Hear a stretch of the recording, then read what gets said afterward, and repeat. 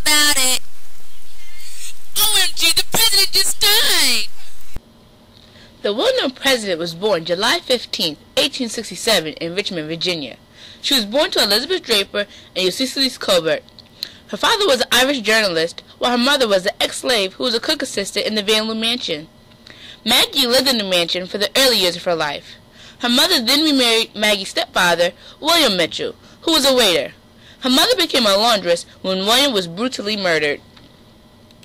The president attended the Lancaster School and Armstrong Normal School. She graduated with honors in 1883. She then went to teach at Lancaster until she got married in 1886.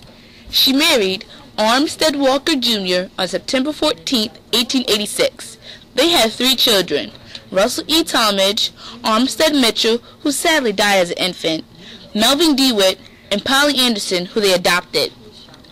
It was on November 2, 1903, that Walker formed the St. Luke's Penny Savings Bank to help her community.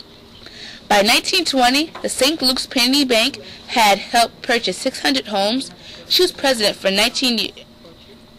As a member of the society, you received health insurance and burial benefits. Walker worked her way up to the Right Worthy's Grand Secretary-Treasurer. Walker's other achievements include her co-founding the Richmond Council of Colored Women in 1912 and the Richmond branch of the NAACP. She was also a member of the International Council of Women for the Darker Races.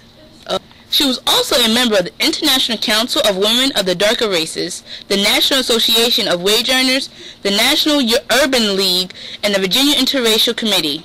The National Urban League and the Virginia Interracial Committee. In 1907, Walker fell on the front steps of her Richmond home, injuring her knees and causing permanent nerve damage that gave her trouble for the rest of her life.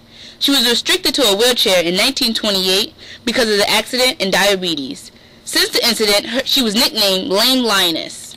In 1931, Walker merged her bank with 2 other African American banks to become the Consolidated Bank and Trust.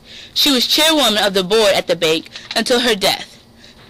Sadly, Maggie Lena Walker died December 15, 1934 in Richmond, Virginia. Her Richmond home later became the Maggie L. Walker National Historic Site. Maggie Lena believed in bettering her community by having people help each other rise together. That was her philosophy at St. Luke's and has still the philosophy at Consolidated Bank and Trust.